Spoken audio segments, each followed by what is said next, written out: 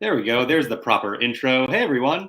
Welcome to another episode of the Zzzax of Live podcast, a Marvel podcast from Laughing Place.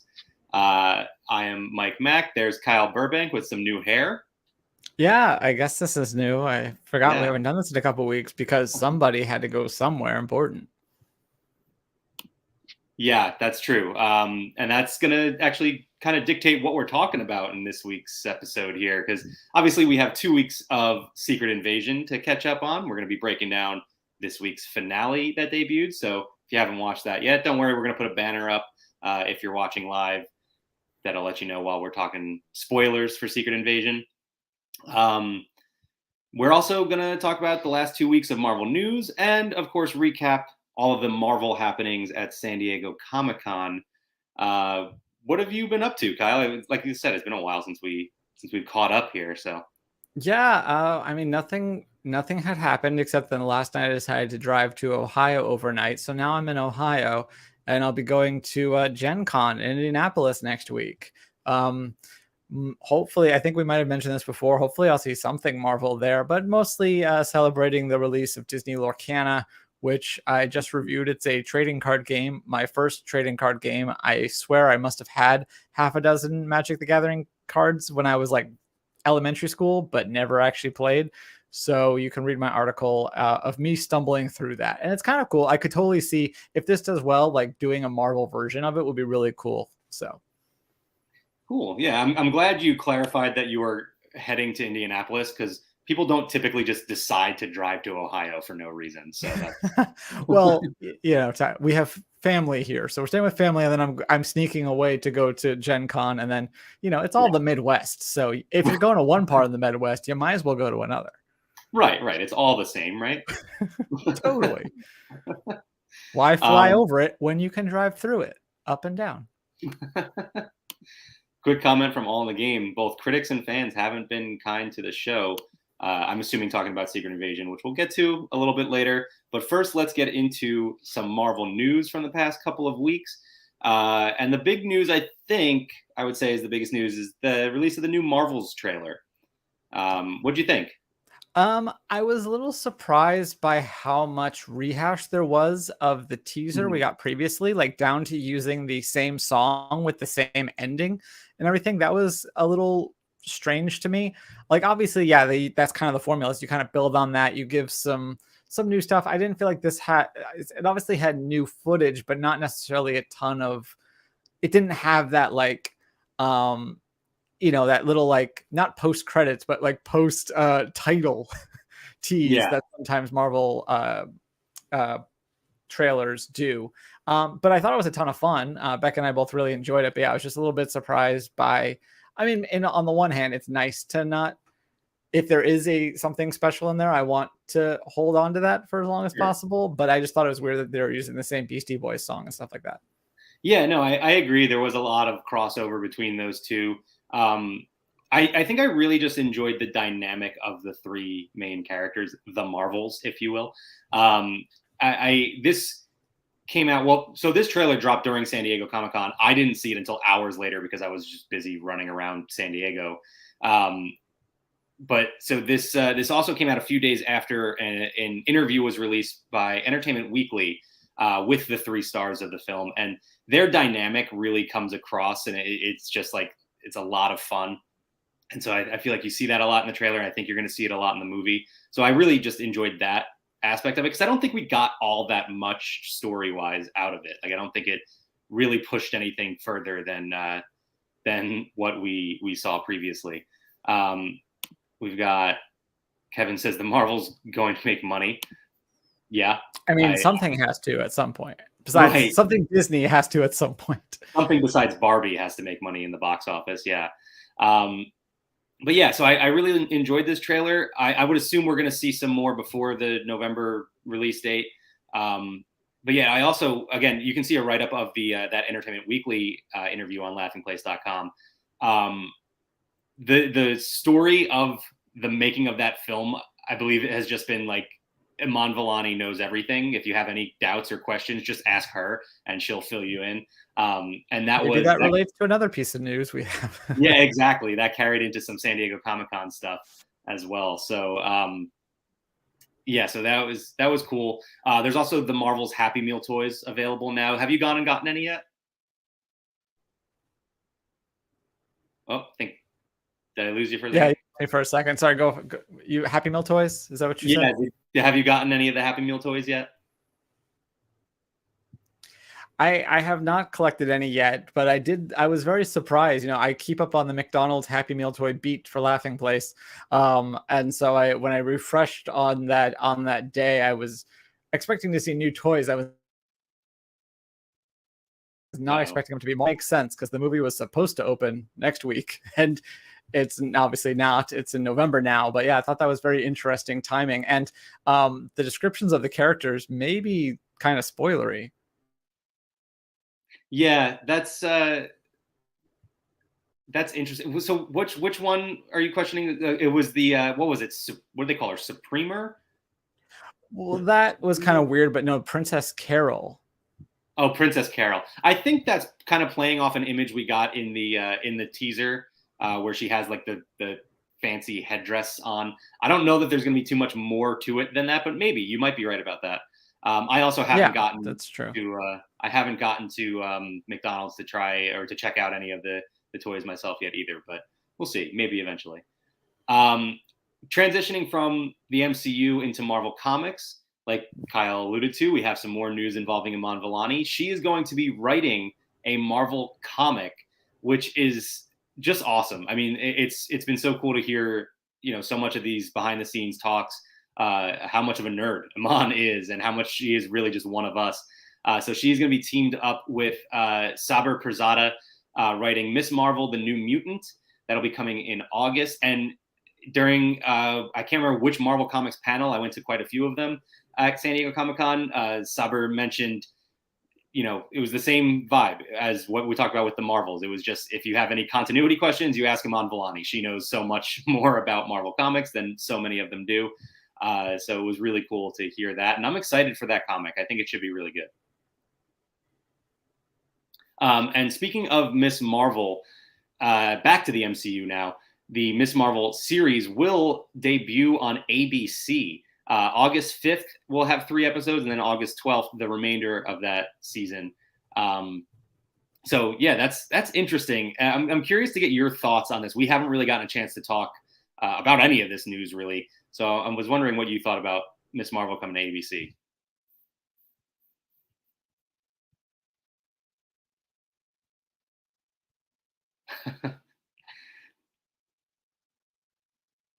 Looks like we have either a complete breakdown or at least a sizable delay here. May have lost Kyle completely.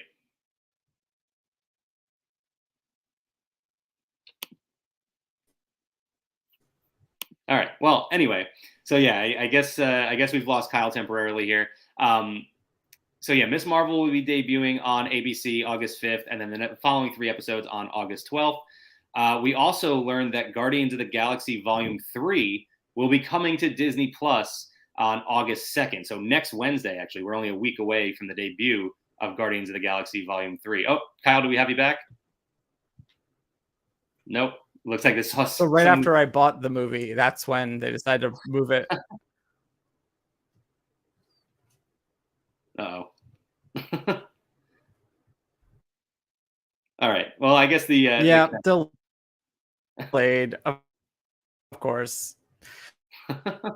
All right, I'm gonna try to switch back to the other internet and make you edit. So okay, sounds good. I will continue to roll through the news in the meantime. So again, Guardians of the Galaxy Volume 3, August 2nd on Disney Plus. We also had another debut on Disney Plus. Of course, the day that San Diego Comic-Con kicks off is when we finally got assembled the making of Ant-Man and the Wasp: Quantumania. They decided to drop it start of San Diego Comic-Con on Disney Plus. have you watched it? So I have not gotten to see it. Do I have you back, Yeah, Kyle? I was asking if you'd seen it, and you said I hope so. I did watch it actually. I know you just said you haven't. I thought it was pretty interesting. There is obviously some Jonathan Majors, but he only says like 2 things in the entire hour, like maybe 2 little clips of him. And there's also not that like like when the movie came out, there was a lot of gushing about his performance, and there's none of that. I don't know if there would have been, but it feels like something that these specials would have had. Be like, oh, they talk about some of the other characters and how great they are. So yeah, that's probably what the delay was, and he's in it, but he's not in it for very much. Yeah, that makes sense. We kind of theorized that would be what was causing the delay. That we thought they would cut him out entirely, and obviously that's not the case. But yeah, it makes sense that I think they handled that well then. It goes a long time before he speaks, so I really thought we were just going to see like him like behind the scenes, like, but not from his point of view, just kind of like, hey, yeah, he's in the movie. We can't get around that. But it was a long time before you ever get a talking head of him, so I didn't think there was going to be any. Yeah. All right. Well, yeah, that makes sense. I'm going to have to check it out soon. Was it, as far as the other assembles, how's it stack up? I mean, it was fine. You got to see them working on the volume, which is kind of cool as always, just like we've seen with Mandalorian and stuff. I mean, yeah, it kind of follows the same format. There was nothing special about it, like the Loki one or some of the other ones we've done that kind of break the mold and do something fun with the format. But I thought it was fun. You got to see I forgot the actor's name, but the guy who plays Darren Cross doing the mocap. And also you get to see David doing the ooze guy. See him on set playing that role. So that was probably the highlight for me. Very cool. Okay. So I want to backtrack a little bit before we, because we lost you for a minute there before. What are your thoughts on Miss Marvel coming to ABC? It's definitely interesting. It's not as weird as Secret Invasion, 3 episodes coming to Hulu. No, I think it's cool. I mean, it's Saturday night, so it like barely matters. I just hope I actually want to parlay this into a piece of news that we haven't covered on Laughing Place because we don't have the info yet to do it. But did you see the story about a WandaVision Steelbook without discs? No. So just like a Steelbook with a digital release of some sort? Well, almost. We don't have confirmation whether or not it even comes with a digital download. That's kind of the piece I'm waiting for, because then I can write about it. But now it's just like, apparently there's like this company that's creating a Steelbook, and it seems like it's officially licensed and everything. That's really cool looking, and it comes with trading cards and all this stuff. But yeah, it's like, so does it even come with a digital download so that you can have it and not just streaming? But yeah, but going to that does make me wonder, like, if they're willing to air this on ABC, does that mean we could get like a physical release for it? And then talk just real quick about the comics. I couldn't hear what you said, unfortunately, but I do think it's cool that they are. You mentioned Amon Volanti being like the guide to all things of the continuity. So I think it's cool that they're doing a comic and purposely making that continuity match what we saw on the show as far as the mutant aspect. So I'm excited for that run. Maybe I'll read it one day. Who knows? Yeah, I'm excited too. It's interesting because it ties into a comic that actually was just released today, the Hellfire Gala, which we'll talk about a little bit more in a little bit. But yeah, so it's. I mean, recently, if you pay attention to Marvel Comics at all, you probably saw that they recently did an event, The Death of Miss Marvel. That was a big story that came out. She's obviously back and will be back in her own series. Only a couple months later. But she's back via the mutant resurrection protocols, which then implies that she is in fact a mutant. And then, of course, Miss Marvel, the New Mutant, is the name of the story arc coming up. So, yeah, pretty cool that connects in that way. So I'm very interested in that story. I really need to pick up the Hellfire Gala at some point today too. So we'll come back to that. But yeah, so you have a poll list? I don't have a poll. So I mean, peek behind the curtain. We used to do Marvel Time here on the Laughing Place YouTube channel, where Benji and I would discuss 5 Marvel comics released every Wednesday. We haven't done that in quite a while.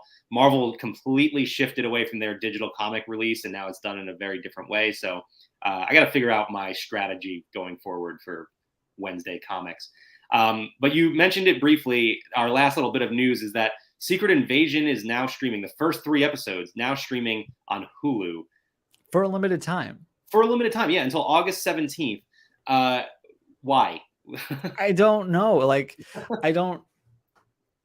I get at least it's the first three, not just the first one. I think we agreed that three had the biggest hook at the end of it. But yeah, I guess it doesn't hurt them to give a teaser to things. But yeah, it's just kind of weird because for people like us, it's like, what audience are you then going to pull from Hulu after 3 episodes over to Disney Plus? Right. Like, we don't know anyone that would work for, but maybe there is somebody, or maybe it's more just not even necessarily trying to spur new signups for Disney Plus, but people who have the bundle and be like, hey, that other app you have, why don't you go watch this? Right. Yeah, it's definitely weird. But again, like you said, it doesn't hurt them at all. Like, it's not costing them anything to move one of their shows to another streaming service. So I guess it's, an easy attempt to move over some audience. I'm not sure. But yeah, so you can watch all 6 episodes of Secret Invasion now on Disney Plus, and the first 3 on Hulu. So if you have the bundle, that's the perfect confusing way to look at it. All right, so the big stuff that has been going on the past few days has been San Diego Comic-Con. And obviously this was a little bit of a different year with the strikes going on. There weren't as many big panels. There weren't a bunch of exciting reveals. There were no big movie stars or anything like that at the event. But I was there for the first time, and I want to talk about some Marvel So there stuff. were big stars. There was Big Star. I was there. That's right. I was actually interested, and we've talked about Iman Vellani a whole bunch, so I'll just start off there. But I was very curious to see if Iman Vellani might show up at San Diego Comic-Con as a comics writer as opposed to being an actor. I guess there's a lot of, complications there. Like, the actors weren't allowed to do things for Comic-Con, so I guess she just didn't want to risk getting in trouble in any way. I think it's a little too closely related, whereas I think, was it Jamie Lee Curtis was there promoting some sort of like book or comic book? I might have this completely wrong, but there was at least one like notable actor there who was there in no capacity for any sort of movie or TV. Yeah. Whereas being like, I wrote this comic that happens to be famous for me playing the role on a show. I think way too close for her. Even just from perception wise, even if there's a technicality, Yeah, that's fair. And I went to the Women of Marvel panel, and Sana Amanat, who was the executive producer on Miss Marvel, specifically mentioned, she said Iman wanted to be here, but obviously because of the strike, she could not. And she wanted me to say hello to everyone, and she wanted me to pick her up some specific pins. So that gives you an idea again of just she's just us. She's sending friends to Comic-Con to pick up some specific exclusives for her. So yeah, let's go through the rest of San Diego Comic-Con here. First, I want to mention the Marvel booth, which of course was spectacular, as it always is at San Diego Comic-Con, and things like D23 Expo and all sorts of other events. So it was they keep swapping out the costumes? That was one thing I didn't get. Okay. Yeah. So they had a big display case with some costumes in it. And the first day, I want to say it was Guardians of the Galaxy. No, that was the second day. I can't even keep track of what they were anymore. But we had some Guardians of the Galaxy costumes. We had some costumes from the Marvels. Well, there was the Guardians, like their colorful spacesuits, and then another day was like the Ravager ones. Yeah, that was the last day. I can't remember what the preview night one was now. There was a Loki season 2 at one point, but I don't remember what preview night was. Yeah, so there every day, every morning, it was a cool thing. You get into the show floor and you head to the Marvel booth, and it's what new costume is going to be on display there. So that was pretty cool. The Loki one was interesting because there was some perhaps plot point things brought up by some of the costumes that I thought was interesting. Yeah, it's hard to infer too much from them, but yeah, it was cool to see some of the costumes from season 2.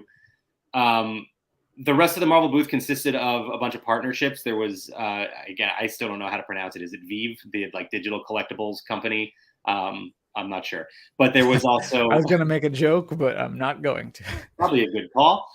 Kith had the big Marvel collaboration with some really awesome sneakers that were very popular the entire event. And very expensive, I'm sure. We went to a Kith store when the Spider-Man collection came out. We happened to be in Paris, and there's a Kith store there, so we went to go check that out. Very cool stuff, but not super high end, but also more than you or I probably willing to spend on a t-shirt or a pair of sneakers. Yeah, absolutely. They had a really awesome X-Men jacket that was just really cool. But I haven't even been able to wear my Roosevelt's X-Men jacket because I live in Florida, so I don't have use for a jacket very often.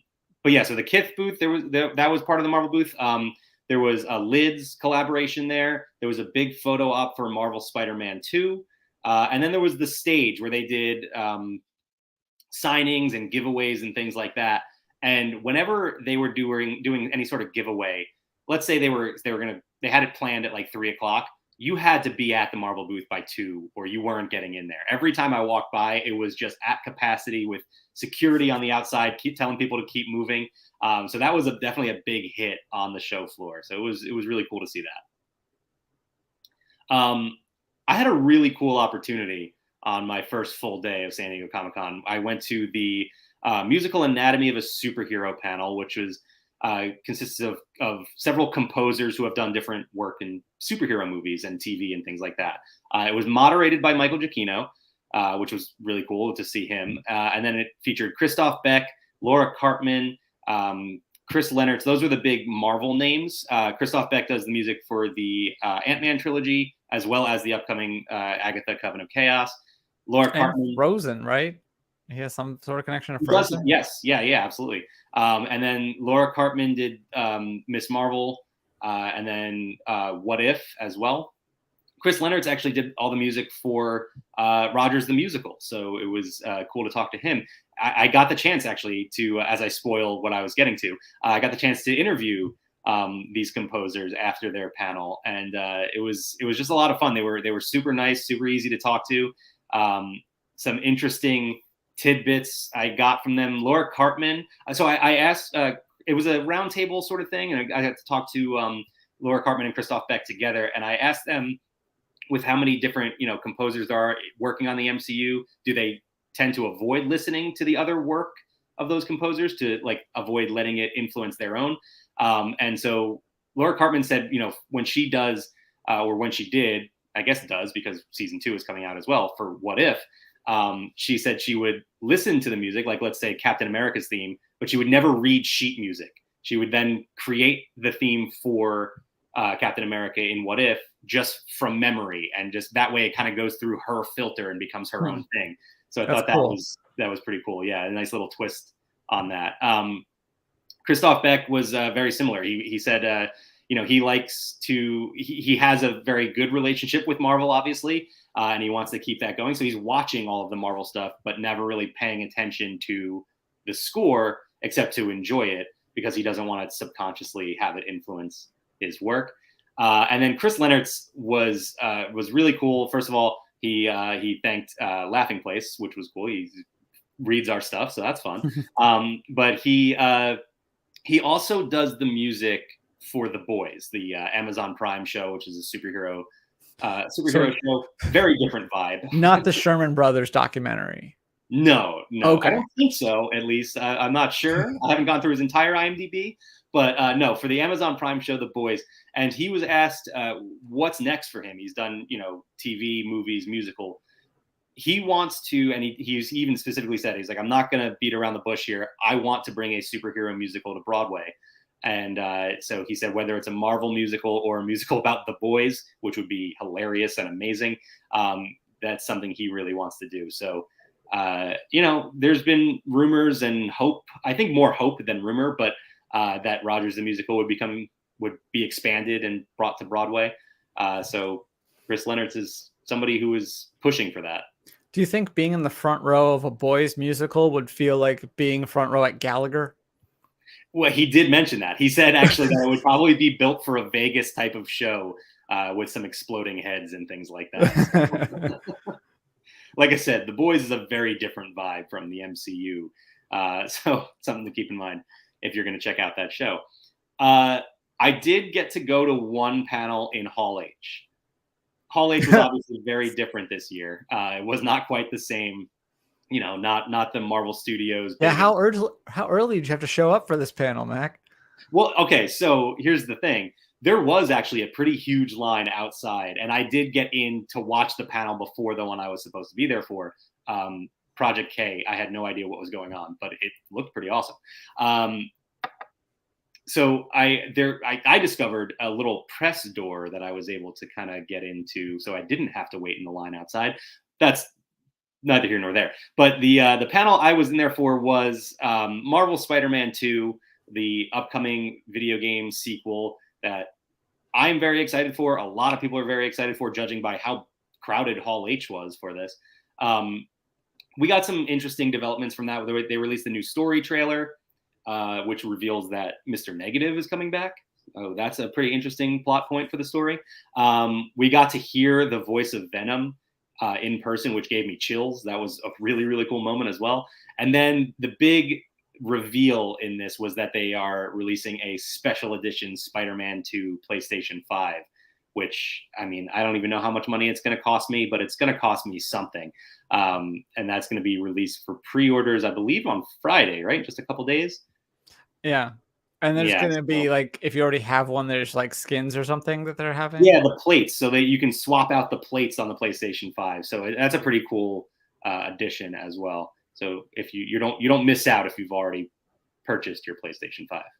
I should mention a controller goes along with it, Spider-Man themed controller. So yeah, I'm gonna have to get that game. October 20th, I believe, is the release date for that. So I might be looking into that Spider-Man anniversary gift to each other. Exactly, that might be the case. So yeah, that was really cool. It was fun, honestly, just being in Hall H for the first time and just sort of getting that vibe, the excitement. Like I said, I was in there for Project K, something I had never heard of before, and the excitement in the room was contagious. You know, it's just cool to be in that energy. During my one day in Hall H, this was in 2010, I was there for the infamous pen stabbing incident. We actually, I can't even remember where I was at this point, but I was in a line for something, and there was a whole discussion going on about that specific incident. So that's really funny.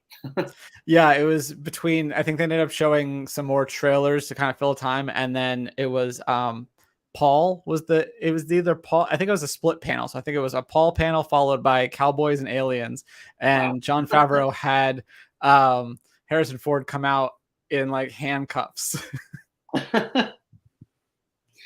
And that was before the big Avengers reveal, where they it might have been officially announced here, or maybe it had leaked, but they confirmed Joss Whedon came out and introduced all of the Avengers on stage at the same time. And I just lucked into that because I actually wanted to see Kevin Smith, not realizing that by the time Kevin Smith came out, the hall was empty. Nobody cares anymore. Right. But so I spent my day in Hall H, and it was probably one of the most memorable Hall H days of all time. So sure. I peaked. I'm never going back.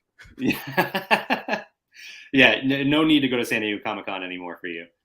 But I will say, and I know this is your experience as well, but it's not just Comic-Con. It's the entire, not entire city of San Diego, but the entire Gaslight district, or whatever it's called, gets taken over, and yes, including this awesome event that I'm so glad you got to go to.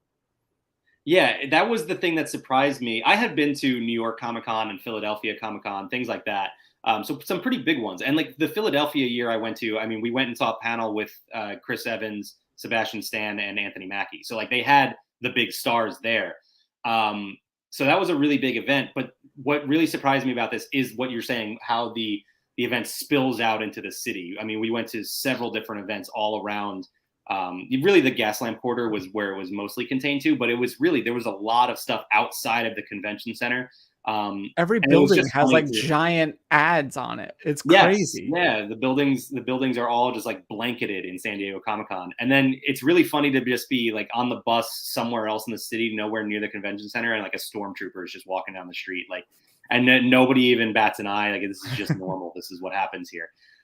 So yeah, that was probably my favorite thing about San Diego Comic-Con, was the stuff going on outside the convention center. But one more thing I want to talk about inside the convention center first, which was my opportunity to interview the Hasbro Marvel team, which was a lot of fun. It was really cool. Just, we cover these live streams they do every month or so, where they reveal all the new Marvel Legends series figures and stuff like that. And so it was really cool to get to talk to the three guys, Ryan, Dwight, and Dan, who do those live streams. And they were exactly the same, it's just like they are during those presentations. The big bit of news that I took away from this is that while the Star Wars team got to reveal their new HasLab project, the big ghost ship that has already been backed now and is going to be put into production, but they still have some additional goals to hit. The Marvel team kind of let me know that they have already approved the check model for whatever the next Marvel HasLab project is. We already have the Galactus and the Sentinel figure out. Their last one didn't reach its goal. That was the Ghost Rider. Ghost Rider. Yeah, the Ghost Rider in the Dodge Charger, I believe it is. So that one didn't hit, but we'll see what the next Marvel HasLab project is fairly soon, I guess, because like I said, they've already approved the check model for it. And there have been several Star Wars ones that have failed. Well, I don't know if several is the right word, but there have been at least a couple that have failed. So was one of them. Mm-hmm. That's the only one off the top of my head. But so the fact that this one reached its goal so quickly is good news for them and probably good news for the program overall. So hopefully that translates to whatever they're working on from Marvel. Yeah, I think it was a perfect storm of timing for that project because, start of San Diego Comic-Con, you reveal that everyone's getting to see it in person at the Hasbro booth. So that probably drew a lot of backers. And then with Ahsoka coming out in just about a month, that ship is going to have a role to play there, and people are going to get, I think you'll see an influx of backers then as well. So, but yeah, we're looking forward to seeing whatever the next HasLab project will be from Marvel, because I already have these two giant Sentinel and Galactus figures. What else am I going to add to that? All right. The main event of San Diego Comic-Con for me, and you can check out pictures on laughingplace.com right now. The headline is exactly how I felt about it. It stole the show at San Diego Comic-Con. This was D23's X-Men Hellfire Gala party. Like I said earlier, the Hellfire Gala comic comes out today. You can check that out now.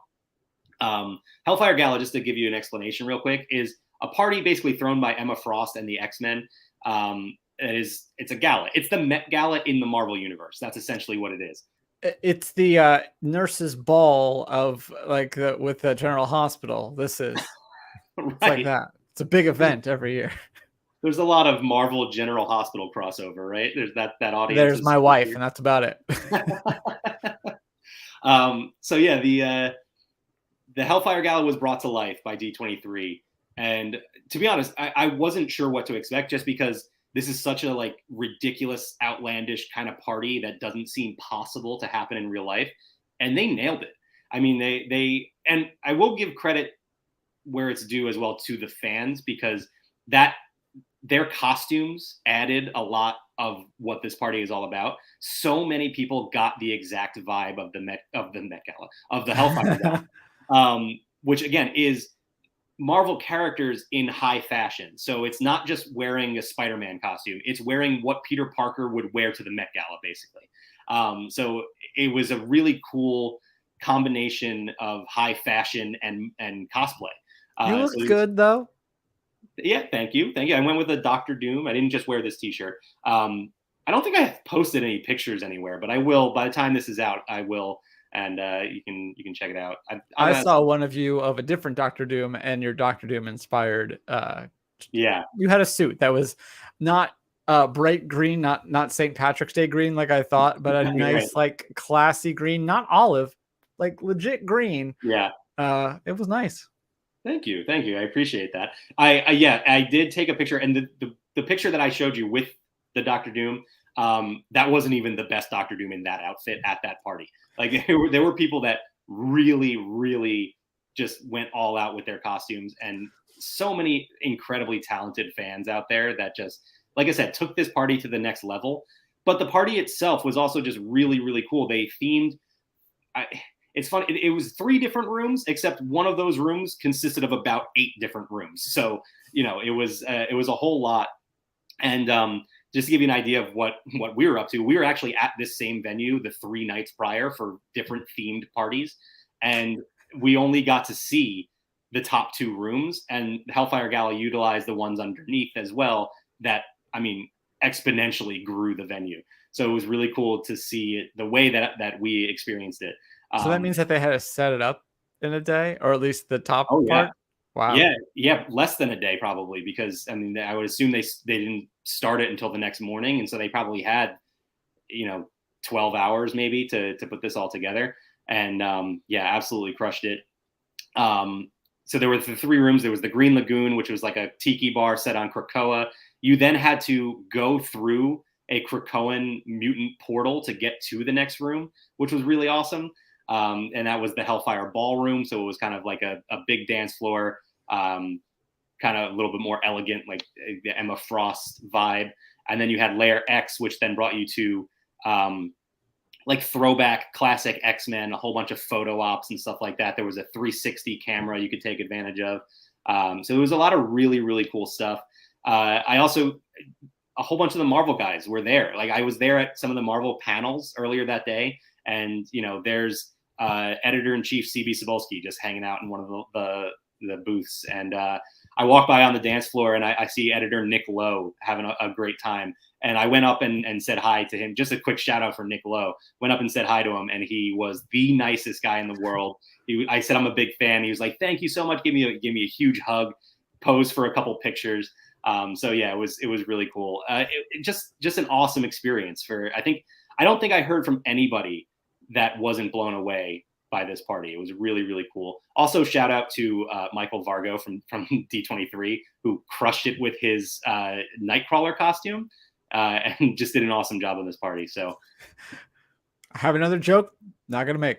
All right. Well, we will leave that out then. And I just want to, again, Hellfire Gala to me was the main event of San Diego Comic-Con. It was really, really cool. The only thing missing was the words "first annual."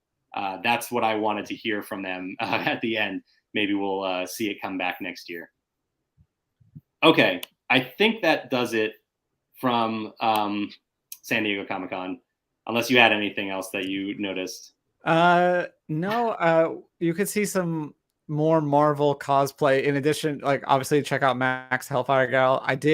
You guys, when you were walking around during the weekend, did snap some other fun cosplays, so I put those into an article you can find on our site, including Marvel, Star Wars, and some Disney ones and stuff like that. So I think my favorite though is the featured image. And it's an idea I've seen before, but really well executed here. And it's the Avengers if they were Mandalorians. Yes, that was really, really cool. I didn't get to see them in person, but I saw the picture, and they were fantastic costumes. And yeah, real quick too, just a big thank you to you and to Tony and Luke and the rest of the team. Thank Tony and Luke. I didn't do anything. I know you were on later than anybody else some nights. So, but yeah, you guys, of course, I mean, really did all the work in covering San Diego Comic-Con. So thanks for that. All right. Ready to move on to Secret Invasion here? We got 2 episodes to talk about, and we're already 40 minutes in this episode. I know. Luckily, I think the first one here, and by first one, I mean the 5th episode titled Harvest, I don't think we need to spend too much time on it. That's true, but we do need a banner. We do need a banner. You are right. Yes. So I will go ahead and throw that up. And if you are watching live right now, if you have not watched the last 2 episodes of Marvel's Secret Invasion on Disney Plus, we are now discussing spoilers. So until you see that banner come down, tune out. I feel like if you're listening to us or watching us, you've probably seen these episodes by now. And we have a link in the chat, by the way, from Rebecca. Thank you for cosplay photos from San Diego Comic-Con. But let's discuss this episode Harvest from last week. I mean, as I attempt to pull up my notes, there was one thing I want to mention off the bat because I don't remember where it falls in, but I did. Did you catch that Fury's wife refers to it as the snap, whereas everyone else calls it the blip? Yeah. Jeremiah asked me something similar too, because okay. So the way I had always looked at it is the moment where everyone disappeared was the snap, and the moment where they returned was the blip. But I guess the time between is also considered the blip. So I don't know. I guess the terminology. as it would be in the real world, right? Like people would just confuse it, and it would be people would just call like it by X and Twitter. Yeah, exactly. Yes. Yeah, I don't know. I mean, I guess at least we understand what they're talking about when they say either the snap. Yeah, no, I didn't think. Obviously I understood. I just didn't know if you thought that there was significance to that, because I feel like even though the fandom called it the snap, once Spider-Man kind of established it as the blip, and everyone else has used that, I just thought it was like a little weird to be like, oh, she said snap. That's interesting. Yeah, I don't know. I didn't really take too much away from it, other than I do think it's just kind of people would call it what they call it, and that's kind of how it goes. But yes, the big reveal, or the big piece of information we got from this episode was that this harvest that Gravik has been after this entire show is a collection of Avengers DNA. And we're going to jump around a little bit here, but we see Fury holding it later on. It's just a vial of like clear liquid. I don't know how it has separate Avengers DNA, but whatever. We don't need to get into the science. Well, it wasn't the one, to be fair, it wasn't the one that he brought. Like, he mentioned Carol Dan. I'm jumping ahead to the next episode, but he mentions it being Carol Danvers specifically. Like, but that seems to be the one that they were. He does. Well, he says he starts with Carol Danvers, but then he says, and the other Avengers, and Okay. I thought the same thing at first. I was like, wait, is he just bringing the Carol Danvers DNA or what? But no, yeah. Well, it made it sound like he already had the others and he was topping it off with Carol Danvers.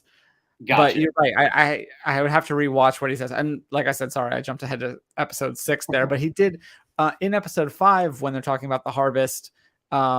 He says all the Avengers, but then again, even Carol Danvers is the way he points it out. Yeah. And I guess just the terminology of harvest would make you think that there is like several of them, but then there's, and we even have Carol's in its own vial. It's a little confusing. Yeah. Well, listen, I have some fun to poke at this episode too at the end of it, but we'll just keep moving somewhat in order here.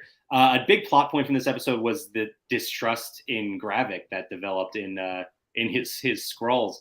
First we see him kill Pagan for questioning him, more or less, and then that turns a bunch of people, including Beto, who was the scroll that was brought by Gaia in the very first episode, and they attack Gravik.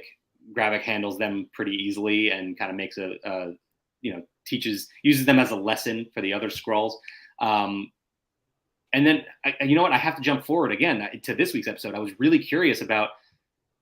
Well, actually, I'll explain first. He changes up his plan to have the president nuke the Skrull compound, which would then start, because the Skrull compound is in Russia. That would then start the war, and all of that.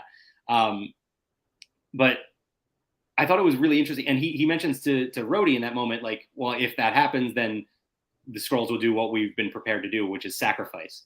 But then later on, there's nobody at the compound with Gravik. He's just there by himself. All the other Skrulls have left. I don't know if it's that they've all given up on his cause, they all turned away from him, or if he evacuated them or what. But so I thought that was kind of interesting, and sort of the theme of loose ends that I think I will get into a little bit more later. But yeah, so that's sort of what develops with Gravik in this 5th episode. I need to take a moment, by the way, to appreciate my favorite character in this series, which is Sonya Falsworth. She's hilarious in this 5th episode when she attacks, I think it's Victor and Rosa Dalton, the doctors who have been working on the Skrull machine. And she has a line that's like something along the lines of, "You can have death or cake." And it's fantastic. And her delivery and everything was so great. So Olivia Colman, great job. Sonya Falsworth has become one of my favorite characters, and we're going to talk about her more in the finale episode as well, because I mean, between her and Val, got some really cool, interesting, not similar, but like of a similar ilk. Yeah, kind of same vibe, like that sort of military, almost non-superpowered character. Silly but very serious at the same time. Yeah, absolutely. So really, really like Sonya Falsworth. There was a fun little cameo in this 5th episode too. I saw Black Widow's friend. Yeah. I had to look up Mason because I could not remember his name from Black Widow. He shows up in this one, and it was like he showed up, and I was like, that's the guy from Black Widow, right? Yeah, and he's from the other movie. Yeah, so he shows up to help Fury, and so I thought that was a fun little callback to a movie that is otherwise, like, aside from Yelena coming out Just of that movie. lift. Yeah, yeah. It's kind of like that movie is just kind of swept under the rug Kind of until forgot it Thunderbolts. existed until Yeah, right. So yeah, again, a cool connection there. I like I mentioned, so we're already at the end of this episode. We didn't have to spend too much time on this one. I had some other kind of not a real issue with it, but I just kind of laughed at the ending of this here. his own like armory mausoleum. Yes, but a specific thing about that. So he goes and he gets the harvest out of a headstone. Then he goes to his mausoleum to gear up for his final fight with Gravik. He opens 3 different lockers to get a jacket, a gun, and an eye patch. They could have fit in one locker, Fury. You didn't need 3 different ones. Yeah, it was like Men in Black or something. Yeah, I don't. I was like, and the scene watching him gear up and take all this stuff out is like a minute and a half long of him just opening lockers and taking one thing out. Got It was my eye very patch weird. back. It was just a really weird way to handle that. I don't know. It was kind of funny. And then he makes a phone call. He says, it's time. Let's finish this. Something along those lines. And we don't know who it is at the time. And I guess we still kind of don't necessarily know for sure, though. I mean, I think it's Gaia, right? That he's calling there probably. So yeah, that's where that episode ends. And then we can jump into the finale. Before we do, I just want to say, like, it's appropriate that we're kind of doing these together and hopping all over because, yeah, this could have just been one long episode because yeah. I was not thinking that the shortest episode would be the last one. I would have thought that this would be like, if you're following the Stranger Things rules, this is going to be like an hour and a half. Like a 2.5-hour movie. Yeah. Yeah, it was really weird, the run times with the first 2 episodes each being close to an hour and then it being like more of like a half hour the rest of the way. I guess they just really wanted to get to 6 episodes, but I don't know. Yeah. Apparently. Yeah. So thoughts on the finale before we get into specifics here? I liked it. I think it did what I expected in terms of like where we leave things. And I'm happy with that. Like, I'm totally good. We'll talk about the specific moment that I really liked. I mean, yeah, to a certain degree, I'm like, oh, look, a CGI battle in the sky. How appropriate between two characters. Like, it's the thing we make fun of. But that scene was really cool. Like, there's no way to deny how cool some of that stuff was. So no, I think I like it. I think I'll talk more about the part that I like the most and that I think really fit what this show was doing later. But overall, I'm happy. So I know this wasn't everyone's cup of tea in general. People thought it was slow. And yeah, like we're saying, this could have been one episode lumped together. Yeah. But I enjoyed it. Funny comment from All in the Game here. Didn't She-Hulk make fun of the obligatory third act CGI fight? Yeah, I believe that did happen when she's talking to Kevin and reconfiguring. Or specifically, I think to WandaVision, where we have this very intricate thing, and then you have the two of them just up in the sky, fighting. Yeah. So as soon as they went skybound, I laughed. Yeah. So I agree with you probably about halfway. I liked the reveal of, and again, we're jumping around a little bit here, but I like the reveal of Gaia. I like the big sort of boss battle at the end. I think that was pretty cool. I think to me, it just left too many things kind of hanging. Like, I'm going to go back a few episodes here, and maybe it's just me. Maybe nobody else looked into this scene as much as I did, but the scene where Talos walks out of the museum and bumps into that man, and it's just this really weird interaction. And it had nothing to do with the show going forward. None of it mattered. So that was something I was looking for an answer from. And I mean, it might have crazier things have happened in the MCU, like bringing back the Tony Stark could build this in a cave with a box of scraps guy in Spider-Man. Sure. The long play. But no, I completely forgot about that. But you're right, because we were convinced that was going to be something. Yeah. And there were just things like that I felt, just kind of got left hanging and didn't really close up the show all that well. I know I even said this myself this past week, that I feel like the actual finale of this show is the Marvels. I think this is kind of carrying right into the Marvels, and that's going to wrap up. Although I do now sort of think it's opening up a new storyline, which we'll get into a little bit more. But yeah, so I liked the show. I liked the show as a whole. I liked this finale. I just felt like it didn't close things up as well as I had hoped. And that's kind of what I liked. I mean, there's definitely questions I would have liked answered, but I like the discomforting place where it leaves off. Sure, that's fair. Yeah, so I mean, I guess I even said this too in the recap, which you can read on Laughing Place right now. We kind of have to withhold a little bit of judgment until after we see the Marvels and see where that goes. So yeah, it's still going to take some time. But I think one of my issues with this finale is that a lot of time was spent on Fury and Priscilla, and we've had a lot of time over the course of this series spent on them. And yet I didn't really feel the emotional connection. I think because Fury has been such an emotionally disconnected person throughout the course of the MCU, it was hard to get behind an actual romantic relationship for him.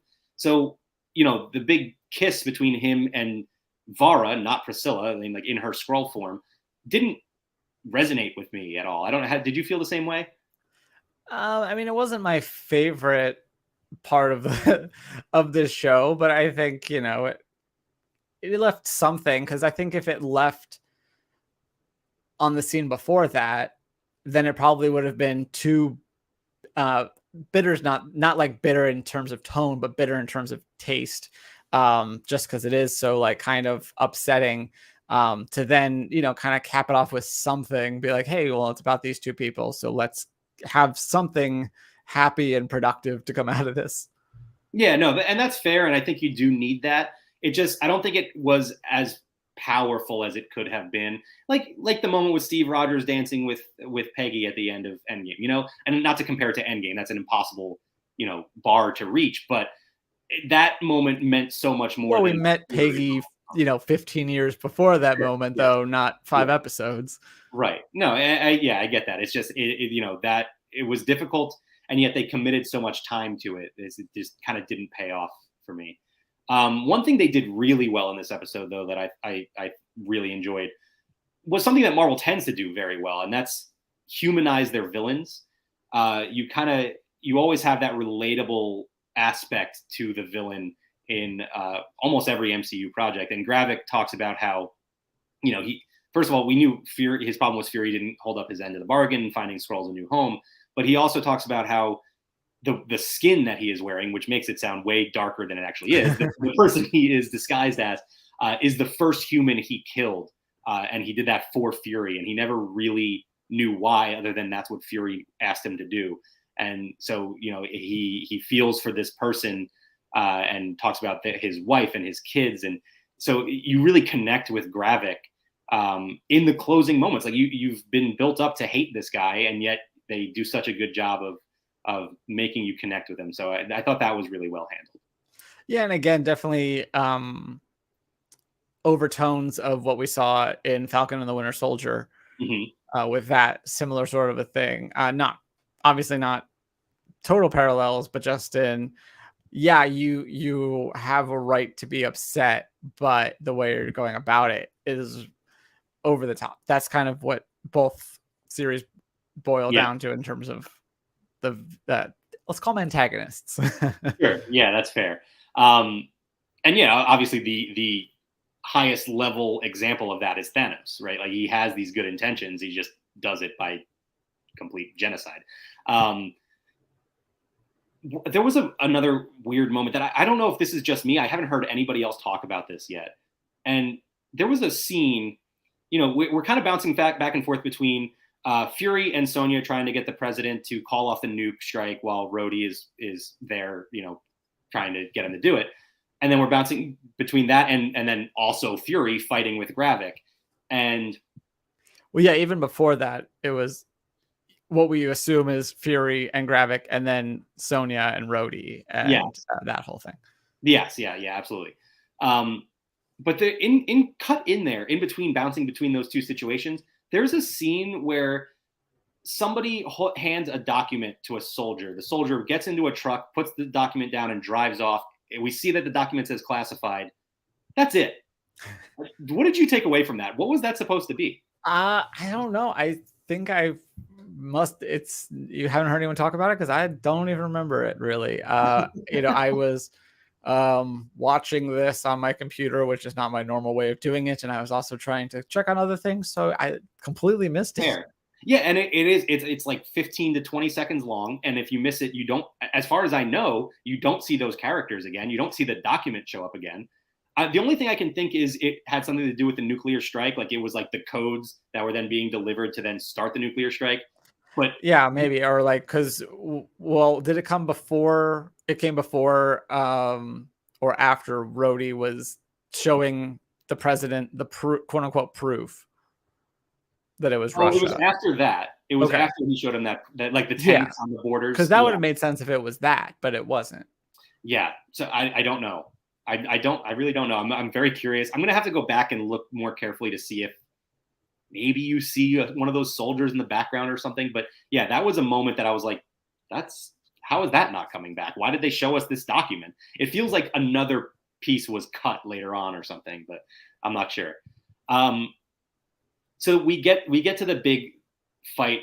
Fury delivers the harvest to, again, the little vial of clear liquid to Gravik, and he goes and tests it. He puts it into his machine, and it conveniently puts up all the names of the Avengers or other, antagonists that were there at the Battle for Earth. And so I'm going to run through the lineup of DNA that was put up on the screen there. Which the first one I have some questions about, and then I have questions about another one later on too. But we'll get to it. We'll go through all of them, and then we can talk about any ones that we find interesting. So real quick, it was Ghost, Captain America, Corvus Glaive, Thanos, and Outrider, Proxima Midnight, Captain Marvel, Abomination, Mantis, Cull Obsidian, Drax, Korg, Ebony Maw, a Frost Beast, Hulk, a Chitauri, the Valkyrie, Thor, Gamora, Groot, which they only say Flora Colossus, the Winter Soldier, and Black Panther. Anything stand out to you that you thought was a little weird? Ghost. Yeah, Ghost was the first one. I saw that, and we see them use the Ghost powers in the fight. Like one of the first ones. Yeah, and Ghost, as to my knowledge, wasn't there. Maybe they got her DNA somewhere else. Maybe they got it from Hank Pym. Bill Foster maybe was working with the government. I don't know. But so that was an interesting one. I think that was more so like, this is a cool cinematic power. Let's get this one in there and use it. People will, ask questions, but whatever. The Thor one I found interesting because that is a big thing in the comics. It's actually Tony Stark in the comics collecting who steals Thor DNA.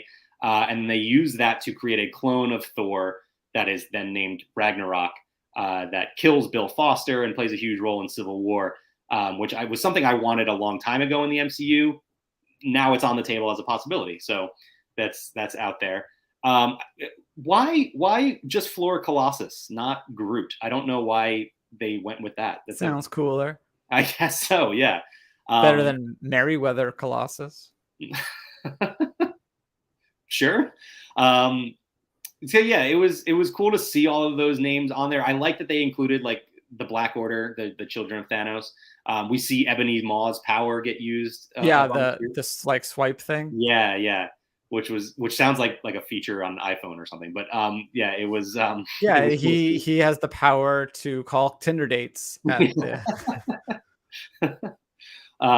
So yeah, it was really cool to see all of those and see a lot of the powers get used. Mantis kind of gets highlighted in a big way. Drax actually too. Like it was kind of funny. Like there's Captain America, the Winter Soldier, Black Panther. That just gives you heightened athleticism and strength and things like that. But you specifically see Drax's arm when she like muscles up for a second. Going back a second though, were you at all for half a second fooled by Fury's powers? So there was a brief moment where so you see, let's back up. Actually, we're not backing up because this happens after the reveal of all those names. But the fight begins. It's Gravik just kind of beating up on Fury. He pins him up against the wall, goes to throw a punch, and Fury catches the punch. And there was a moment where I was like, oh, they're not really going to use this machine to give Nick Fury powers right now, are they? And so, but it was just a brief moment, because then it turns out that Fury was this week's Scroll. Perfect. It was actually Gaia that was, pretending to be Fury. And so it's Gaia versus pretending Gravik. to cough. She got that cough down. Yeah. I was curious if there was going to be, because I went back and watched it a second time for my recap, and I was curious if there were any tells in there that, like, I mean, she does he calls himself Nick Fury, doesn't just say Fury. So I wonder if that was maybe thrown in there on purpose. But I mean, yeah, Emilia Clarke, great job of playing Samuel L. Jackson there. Just best performance since Tina Fey and Soul. One moment in that fight, though, too, I really enjoyed the Super Skrull fight. I thought it was a really cool way to do that. There is a moment, though, where I can't even remember which one hits the other, but I think it's actually that first punch that Gaia lands. It's a Hulk arm. Like, she grows her arm into the Hulk and then punches Gravik. And that, I couldn't help but think of the movie Free Guy. Yeah. It's exactly that. He gets a Hulk arm, punches dude.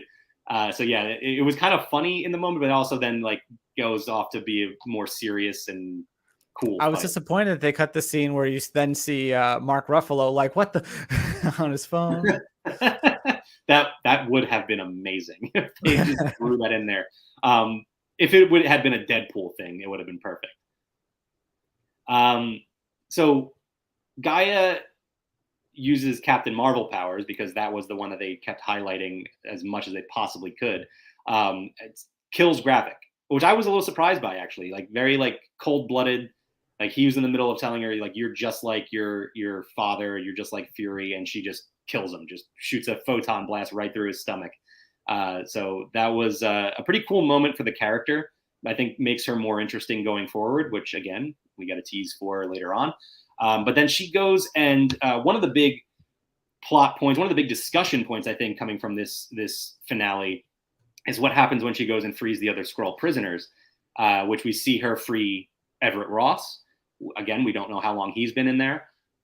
She frees Rhodey as well, of course. And the interesting thing about that is he's wearing a hospital gown. Think we can infer from that he has been a Skrull since his accident in Captain America's Civil War, which means he wasn't there for Avengers Infinity War or Avengers Endgame. It was actually a Skrull the entire time. Yeah, and I love how Ross is like, how long have you been here? And I'm like, yes, answer the question, right? Yeah, right. And then, yeah, they do almost kind of play it off, though. Like, you're like, oh, wow, he's still injured. He can't walk.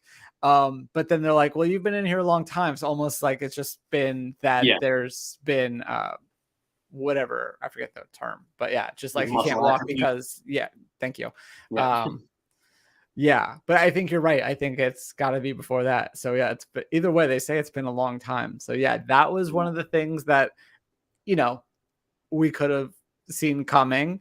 One of the questions we wanted answered and still kind of want answered, but no, that's one of the things that was like, okay, cool. This is exciting to know that we'll have to fill in those dots now. Yeah, and adds another layer to Rhodes going forward, because now we have the Armor Wars movie, who knows when at this point, but that's going to, he had his life stolen for several years, and he didn't experience the blip, which I have questions about as well. What happened? Were none of the prisoners of Skrulls blipped in that? Like, and then what happened? They were returned. Lots of questions there. So there's a lot of up in the air stuff there, and yeah, so that's going to make things really interesting for Rhodes come Armor Wars. I think there's a lot to unwrap there. Still want to know how long Ross was in there too, though. Yeah. Interesting development with Ritson after all of this. He gives that sort of the Union address from his hospital room, and basically just threatens Skrulls. He says, like, we know how to find you, and we're going to kill every last one of you, which then, of course, causes just complete panic. And we see going to jump around a little bit. Fury calls him later on, and he basically tells him, like, you got to call this off. And we see Shooter McGavin unfortunately get killed. The Skrull version. Yes, the Skrull. Yeah, so I guess presumably he could still be in the MCU going forward. But so you see what looks like just ordinary citizens. I guess they were soldiers undercover, and they went in, they took out. I don't even know if we ever got a name for him, but Christopher McDonald's Skrull character. And then Fury also says, you also have vigilantes killing innocent humans because they think they're Skrulls, and we see a politician get shot and killed. And so it's just absolute anarchy. And Fury is urging him to stop it. And Ritson basically says, no, if you care about the Skrulls, get them off my planet. We'll come back to what Fury's response to that is. But we also see potential spinoff, thrown in there. Gaia is sort of ambushed by Sonya Fallsworth, but she immediately tells her, I'm not here to fight. I think we can help each other. I like that she points out, like, let's not make the same mistakes Fury and Talos did. This is not going to be a friendship. I'm going to use you. You're going to use me. You're going to help the Skrulls. I'm going to help humans. So I would love to see Sonya and Gaia. I'm very curious as to just how powerful they're going to make Gaia going forward. Yeah. Oh, actually, real quick, I want to backtrack to the Thor. Okay. Sorry, this just popped back into my head. She has Thor DNA, right? Does that make her worthy? I think you have to be worthy still. I don't know if DNA is what makes you worthy. I'm not sure. I'd be really curious to see if she just summons Mjolnir out of nowhere. Anyway, yeah. So going on, I'd be curious to see how powerful Gaia is going to be, whether we get a spin-off or they show up in a different project at some point. Interesting, because this isn't Sonya Fallsworth was an original character. This isn't so is Gaia, for that matter. She is taking the role of Super Skrull, but this isn't a concept from the comics. So if they get their own project, it's not based on anything. So a lot of ways they could go with it. So yeah, I'm definitely excited about those prospects because I love both of those characters, especially this like Super Skrull thing that could be very interesting. Mm-hmm. But the montage you talk about when Nick's on the phone with him, that's what sold me. Like, that is, we talked about from the very beginning that Secret Invasion is such a big story. Why are they trying to do it in 6 episodes? And to me, this was like, yeah, this is that kind of like paranoia. This is where it reaches this fever pitch. This is what the chaotic world is going to look like.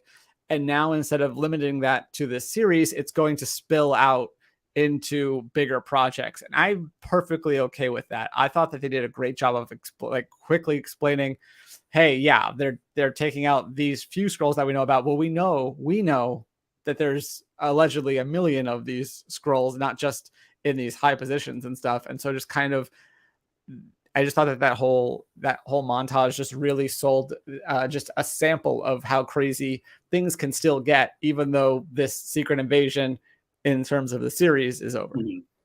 No, I totally agree with that. My only issue is I'm not sure we're going to get the payoff from it. If we do, great. I would absolutely, change my opinion of this finale. I would absolutely love it. I feel like the most we're going to see is something like the start of Age of Ultron, which, wraps up Captain America, the Winter Soldier. In the first 5 minutes, they say basically the Avengers are mopping up Hydra, and that's the end of it.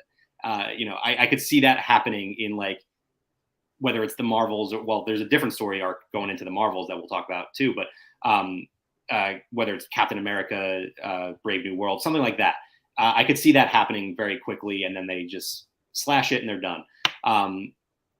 My self-contained issue with this episode is Fury's response to Ritson basically saying, no, get the Skrulls off the planet, otherwise we're going to kill them all.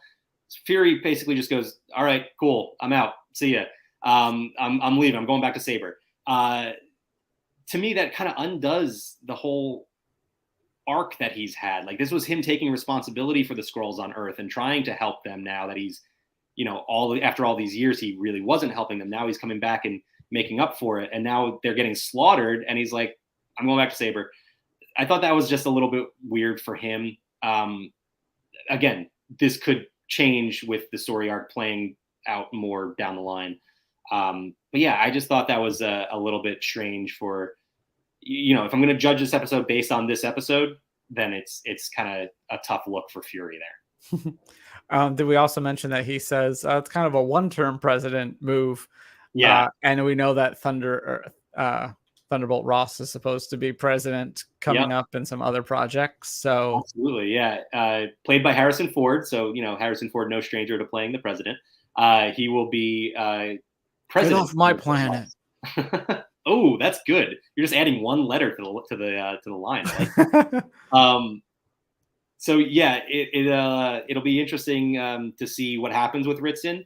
Whether it's just his reelection comes up and he loses to Thunderbolt Ross or whatever it may be. But we know Thunderbolt Ross will be president in Brave New World, so that'll be interesting.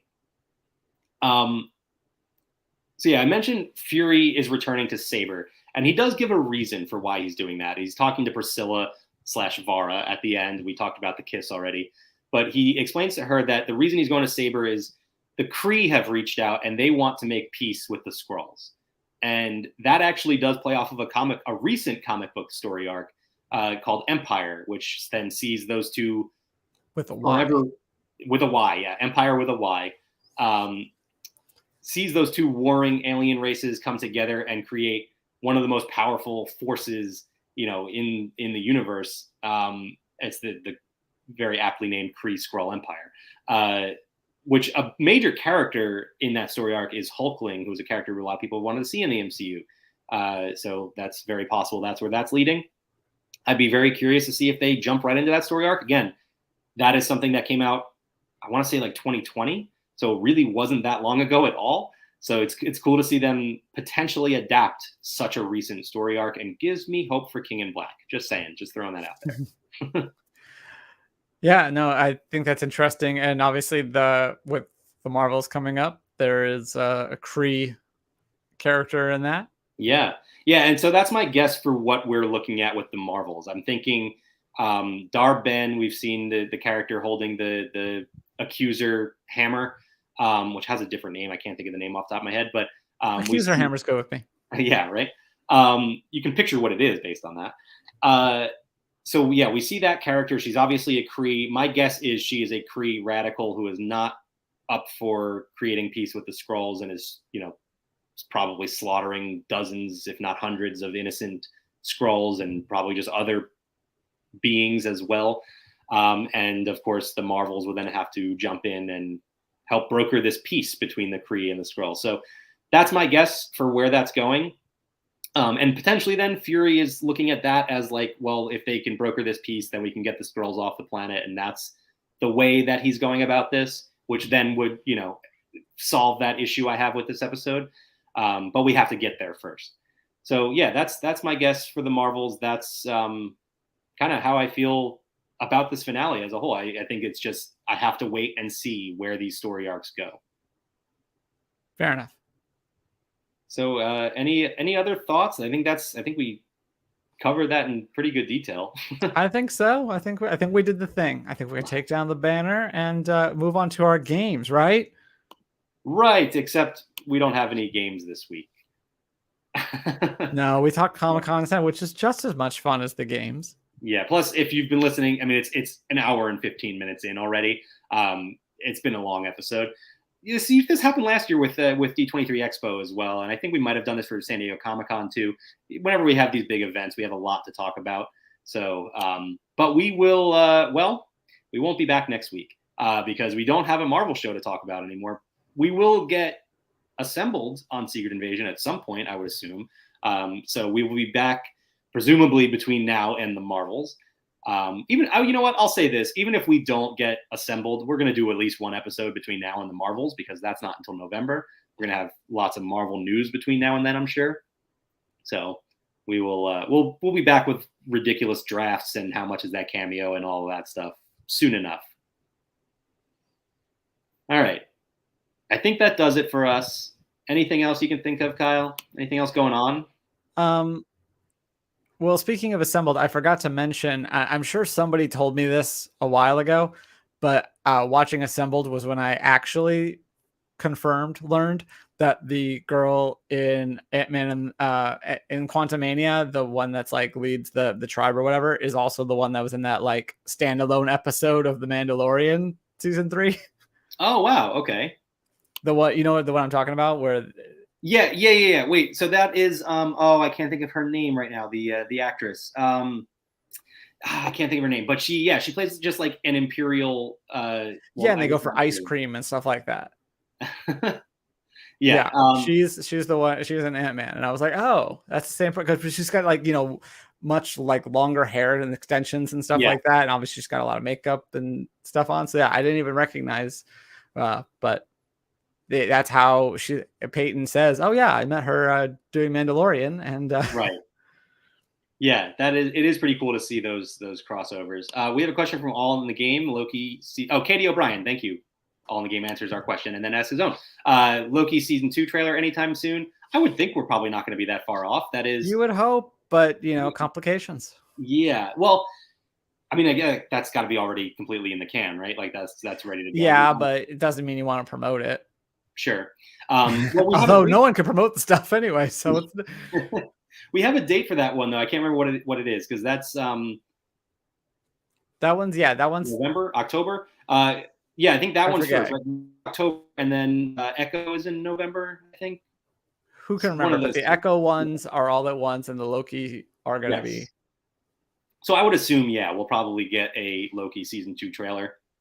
Assuming they don't move off of any dates, which I would guess they're going to want to put out the content they have right now. As long as the editors union doesn't go on strike too or something. Yeah. Well, yeah, again, they have to be at least pretty close to completely done with that. We don't have anything else going on today on Laughing Place, but tomorrow we have a walk and talk from Epcot for the start of the Epcot International Food and Wine Festival. Always a fan favorite. Because it's, July. Right. I am excited to get over there. Have you looked at the foodie guide, Kyle? And looking at I saw that the griddled cheese is coming back to the Grease Pavilion or the Grease Kitchen, and which is spelled like the country, not like the food, not like a greasy griddled cheese. Yeah, no. And then of course I'm very interested to check out or see pictures of this Muppets themed tasting lab place. Yes, I'm really excited for that. There is something, I don't have the full name of them, but there's like the unnecessarily hot but extremely tasty ghost pepper and a pickle milkshake. And a pickle milkshake. There's going to be some Mac Tries a Thing coming from that for sure. As Rebecca points out already, Food and Wine in July.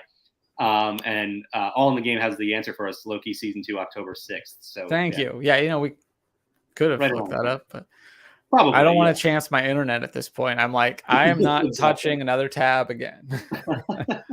Exactly. Well, we got through the technical difficulties. We made it all work. And like we said, we don't know exactly when we'll be back, but we will be back at some point. This was, I don't even know if I said it at the top. This was episode number 75. So we're an old podcast now. We're getting up there. Yeah. Double my age and then one. All right. Well, thank you, everyone. And, we'll see you when we see you. Bye. Oh, one more thing. Sorry. Follow us on not Twitter, at Zzzax of Life Pod. Yeah, exactly. So you can eventually vote in a poll for who you think won our next draft. That's basically where we're going to go from here. So thanks again, everyone. Now you can say your bye, Kyle. Bye.